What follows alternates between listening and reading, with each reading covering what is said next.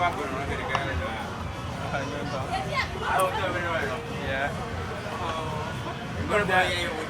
Ông Ronald này vô điều sao phải cái à? Anh có mắc bông rồi mà.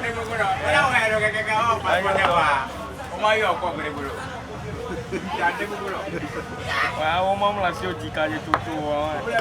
Siêu quý à rồi. Bueno, para yo no te llama baba kule ini ya.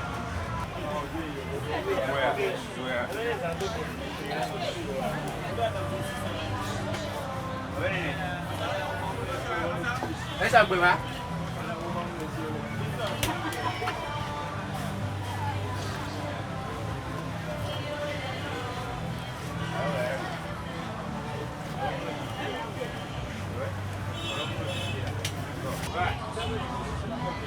Libra.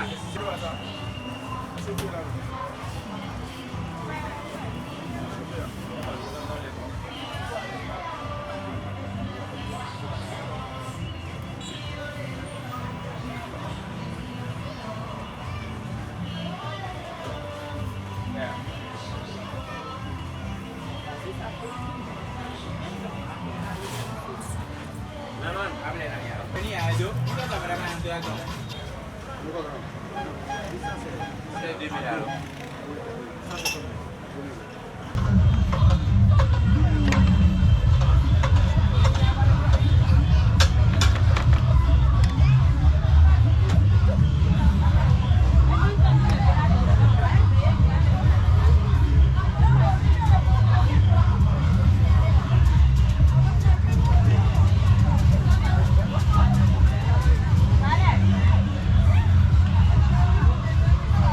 Pardon, pas emballé. On va faire saucisse.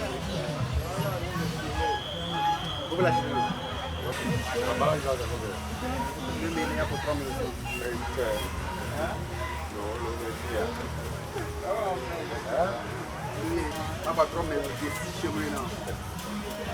emballé de carro. Il y a de l'été. Vous êtes où? Rentrez où la porte?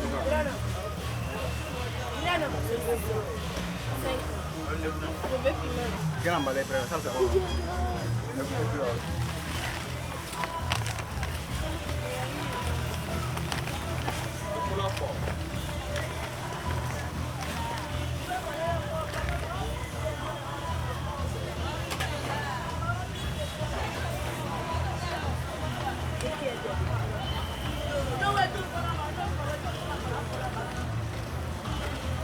Sample in Togo. Sample. Yeah.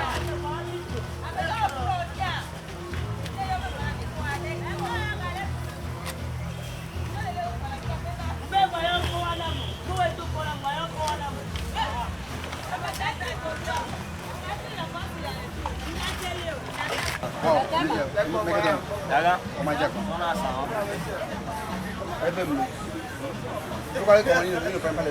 C'est moi qui est parti laver ça.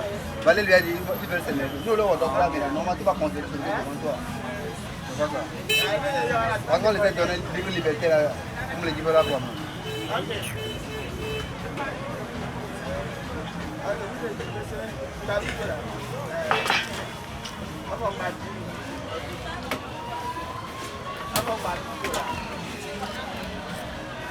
Palen, palen. Palen yo dulu.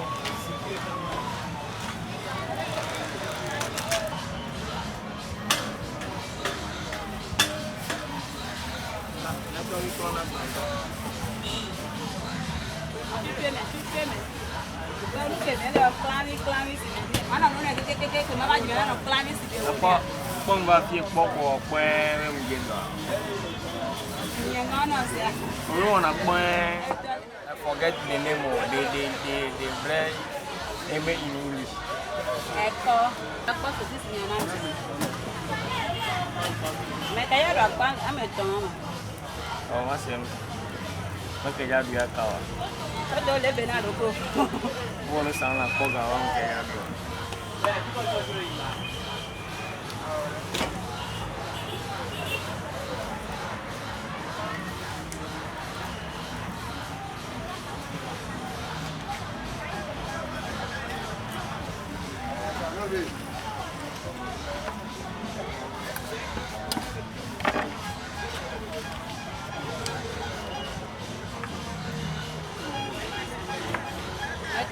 ponche maman.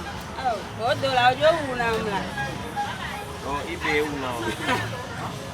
La gars nous ponche en champ. Ibe una. Pourquoi cameraman a filmé la vidéo avec donc? Eh donc. Il y a deux c'est 2000 Il y a le non. Il y a un cameraman qui a massa de deux. Nous mais quoi? Nous fait pico le bibia, on se ça jamale ka. Le bibia le numéro.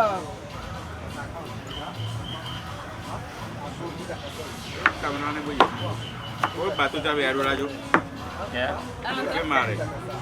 O bi ko aro bateau la jo. Amea. Ça on vient quoi.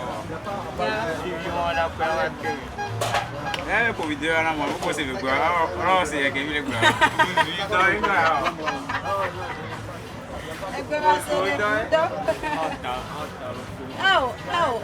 Ignolo. Amegata konjonjo mama. Amegata no. They don't got your book, I don't run it there. I'm not coming, busy. On a pas mais agba ogbo. Aha, pas mais busy.